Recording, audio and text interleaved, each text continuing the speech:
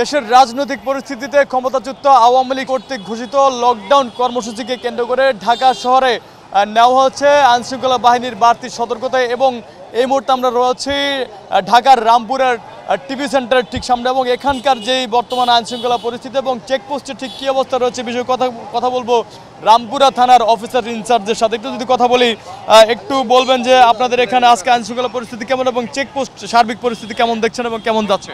সার্বিক পরিস্থিতি ভালো, আলহামদুলিল্লাহ। সবাই খুব হেল্প করতেছে, সবাই স্বস্তি প্রকাশ করতেছে যাতে নাশকতা বা আননেসেসারি কোনো কিছু না হয়। এখন পর্যন্ত আলহামদুলিল্লাহ পরিস্থিতি ভালো আছে সব। 13 তারিখের কর্মসূচিকে কেন্দ্র করে বিশেষ কোনো সতর্কতা ওই রকমভাবে এরকম কিছু বলা যাবে না। এটা নর্মালি এখানে চেকপোস্ট হয়, আমরা পর্যায়ক্রমে এখানে চেকপোস্ট করি। নিয়মিত চেকপোস্ট? জি, এটা একটা নিয়মিত চেকপোস্ট। এটা একটা রেগুলার প্রোগ্রাম। এখানে লাস্টে এরকম কোনো প্রবলেম হয় নাই। এটা পর্যায়ক্রমে আমরা এখানে করে থাকি। তারপরেও এরকম বিভিন্ন ইন্টেলিজেন্স আছে, আমরা যাচাই বাছাই করতেছি। দর্শক, যেমনটি রামপুরা থানার যে অফিসার ইনচার্জ তার সাথে কথা বলে যেটি আমরা জানতে পেরেছি যে এখানকার যে চেকপোস্টটি আমরা দেখতে পাচ্ছি এটি এখানকার নিয়মিত চেকপোস্ট এবং এটি সবসময় হয়ে থাকে। সেই অ্যাঙ্গেলে এখন এটি চলমান রয়েছে এবং এই এলাকায় বিশেষ করে রাত 11টার পরে রামপুরা এলাকায় সেনাবাহিনীর একটি যেই চেকপোস্ট সেটি পরিচালনা করা হয় এবং সেটি রাত 11টার পর থেকে কার্যক্রম চলমান থাকবে এবং সেটিও কিন্তু নিয়মিত চেকপোস্ট। সুতরাং বলা চলে যে আওয়ামী লীগ যেই কর্তৃক ঘোষিত যেই লকডাউন কর্মসূচি, সেই লকডাউন কর্মসূচিকে কেন্দ্র করে বিশেষ কোনো সতর্কতা এই এলাকায় নেওয়া হয়নি। যদিও একটু দর্শক আপনাদেরকে জানিয়ে রাখি যে আমরা ঠিক এখন যে জায়গাটা রয়েছি যে রামপুরা টিভি সেন্টার, বিশেষ করে যে 5 আগস্টে কিন্তু এই এলাকাটি ব্যাপক আলোচিত ছিল এবং এখানে বেশ নাশকতার ঘটনা ঘটেছিল। এমনকি রামপুরা টেলিভিশন ভবনে অগ্নিকাণ্ডের ঘটনা ঘটানো হয়েছে। তো সেই আঙ্গিকে বলা চলে যে এই এলাকাটা কিন্তু ঝুঁকিপূর্ণ একটি এলাকা বলা চলে এবং যে কোনো সময় যে কোনো রকমের অপ্রীতিকর ঘটনা এবং নাশকতাও ঘটার সম্ভাবনা থাকে। তো সেই অ্যাঙ্গেলে এই এলাকায় কিন্তু বিশেষ কোনো সতর্কতা নেওয়া হয়নি।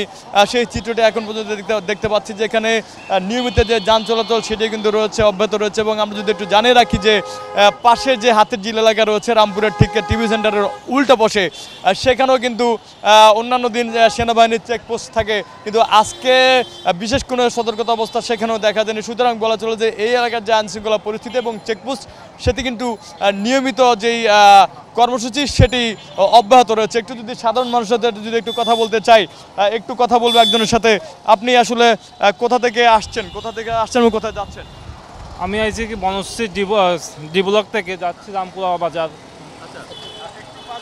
যে আমরা জানি যে আগামীকালকে আওয়ামী লীগ যে সংগঠন রয়েছে তারা তাদের সেই আওয়ামী কর্তৃক একটি কর্মসূচি রয়েছে লকডাউন কর্মসূচি, এই বিষয়ে কতটুকু অবগত আছেন এবং এই ঘটনায় কি আপনারা শঙ্কিত কিনা তাদের এই কর্মসূচিকে কেন্দ্র করে?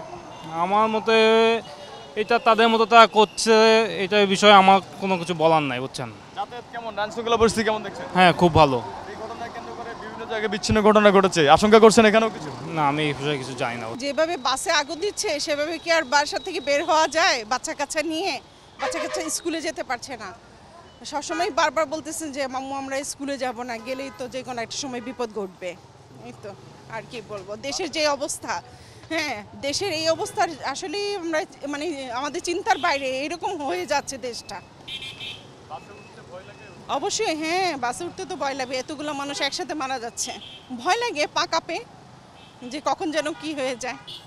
আসলে সার্বিক পরিস্থিতি থেকে সবার মুখে মুখে সব কিছু শোনা যাচ্ছে যে কালকে এরকম কোনো একটা ঘটনা ঘটতে পারে।